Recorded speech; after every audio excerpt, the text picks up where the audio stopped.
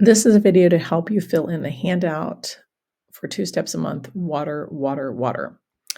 So when a disaster happens, access to clean water, shelter, and food are critical. Ideally, it's best to be prepared to be self-sufficient for several weeks. This month, we're going to take 2 steps towards making sure we have some of the basics covered for a few days. Students, you are encouraged to do the calculations with a parent or guardian. Once again, there's this you're watching this video in order to help you fill that in if you need it. So fill in the highlighted spaces. So anything that's highlighted is going to be something for you to do. If there are 2 things that are highlighted the same color, that means it's going to be the same number. So you might want to look and be like, oh, there's a blue one, there's another blue one. I'm going to put the same number in both of those blue spots.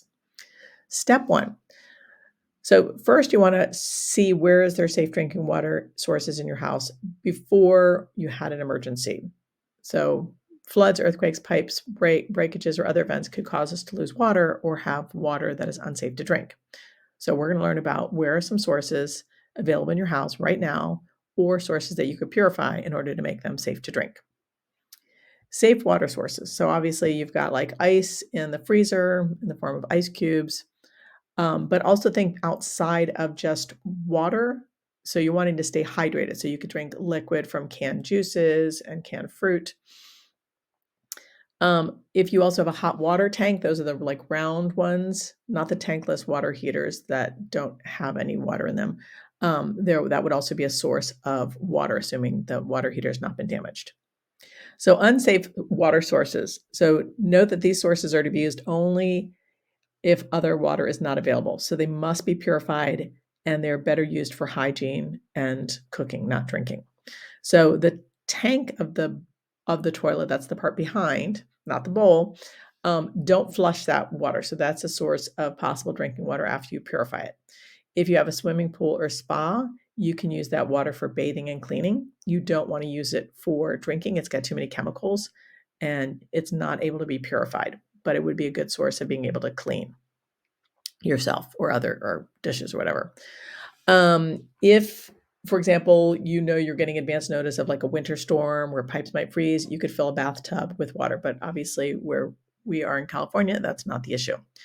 Do not fill a tub after an earthquake, as water is likely to be contaminated. So how do you purify water? Only purify enough water for 48 hours and keep it covered. Boiling is the best method.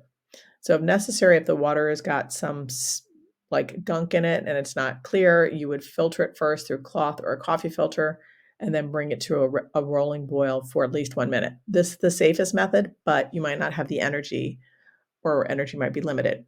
So another method is chlorination. If necessary, filter through a clean cloth or coffee filter. Once again, if you're seeing particles, use a plain unscented household bleach. So it's really important that it doesn't have color safe bleaches or any type of scents added to it. Just plain unscented bleach. Newly opened bleach is going to be stronger and safer and better. So you add 1/8 of a teaspoon. So that's not very much, 1/8 of a teaspoon to a 1 gallon. And then you stir it up, let it stand for 30 minutes. The water will have a slight bleach odor.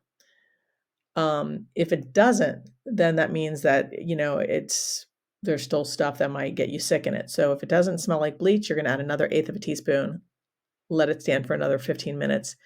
If it still doesn't smell like chlorine, you're not going to want to use it. You have to throw it out.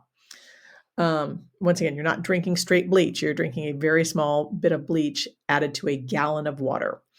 So one tip would be to actually go to your bleach. If it's unscented and doesn't have any color safe things in it, you can write on the quantity needed. So like 1/8 of a teaspoon of bleach, let it stand for 30 minutes. So you could write that right on the container today. Warning. So countertop filters cannot safely treat water. They cannot take out bacteria, viruses, or other harmful contaminants. So the Brita filters, those things, great for just like making your water taste better, but they're not going to make it safe to drink. So do not use those. However, if you do have a camping water purifier, those would be fabulous to use.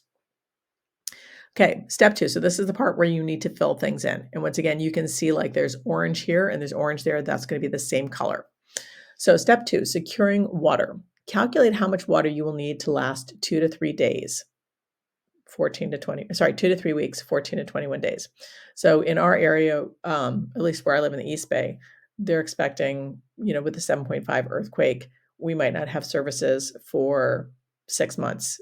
I don't know what the numbers are going to be in Marin County or in other parts, but just know that it might be more than, a couple days. So having a little bit is great. Having a little bit more, even better.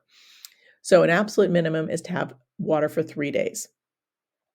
So you're going to determine, so part A, determine, do you want the minimum 1 gallon per person or enough for a little bit of cooking, cleaning, and bathing, up to 3 gallons per day?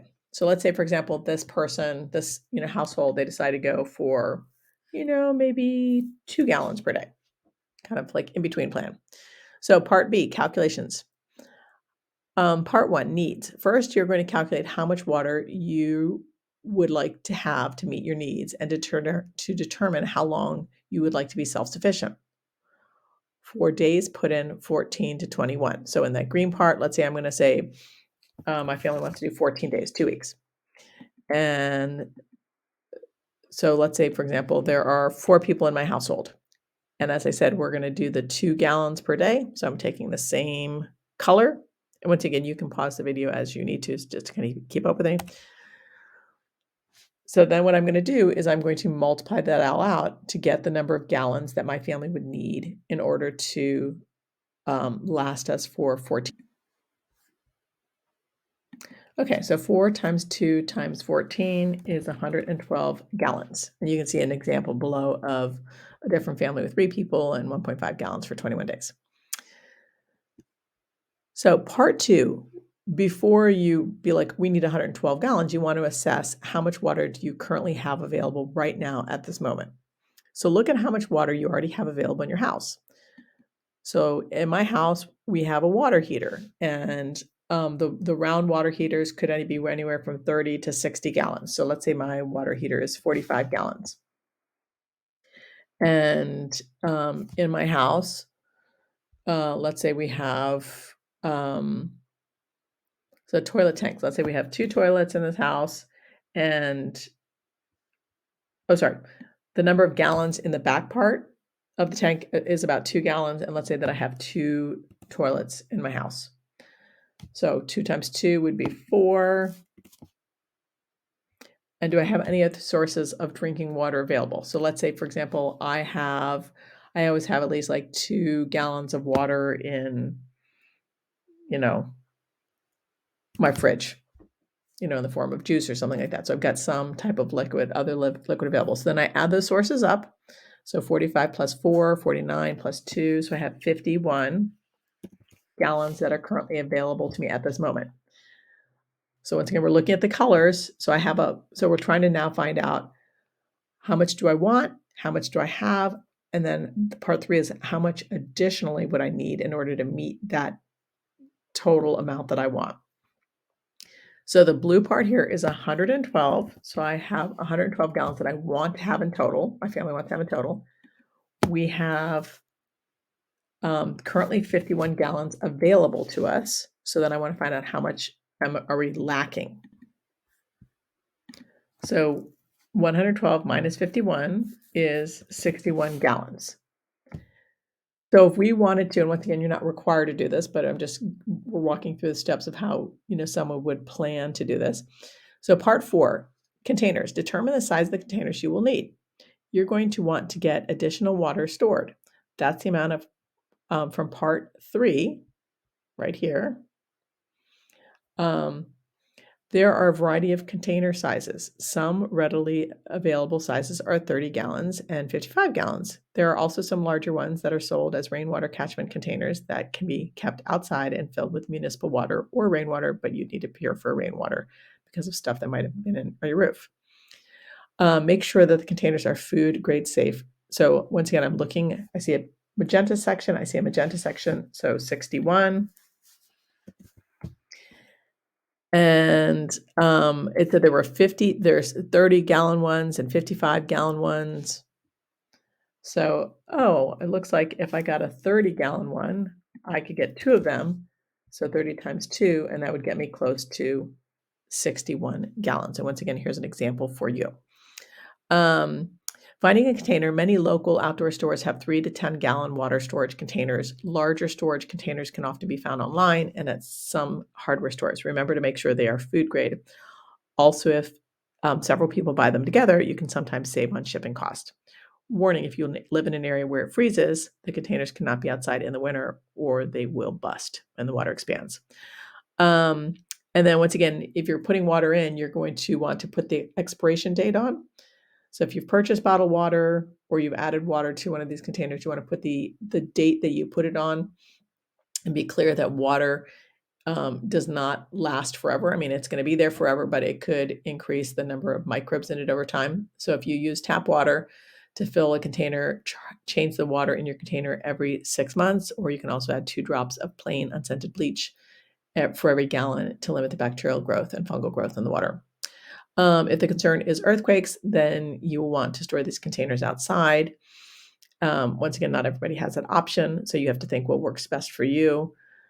Um, for some other severe weather events or disasters, storing containers inside might be more appropriate. For example, people that live in hurricane country. Also, people who live in apartments with limited or no outdoor space. You might have to choose. You might just have it. You just have to keep it inside, so that's fine. Just find a situation that works for you. And then here are some um, low cost solutions. If cost is an issue, then starting with getting a 3-day water supply is a good place to start. You can get more later. Once again, use the formula. How many people were in my household? So in my household, there are 4. So I'm using the same colors from above, but obviously you should know that number. And we were saying we were going to do the 2-gallon a day plan. I'm looking at the orange up there. Sorry if I'm going faster. And then I would just do 4 times 2, which is 8 times 3. And then I put my number in there and then just kind of get a sense of like, that would be kind of the bare minimum that my family would want, for a 3-day supply. And then just like you can use 2-liter bottles, and then you can kind of read that on your own. Okay.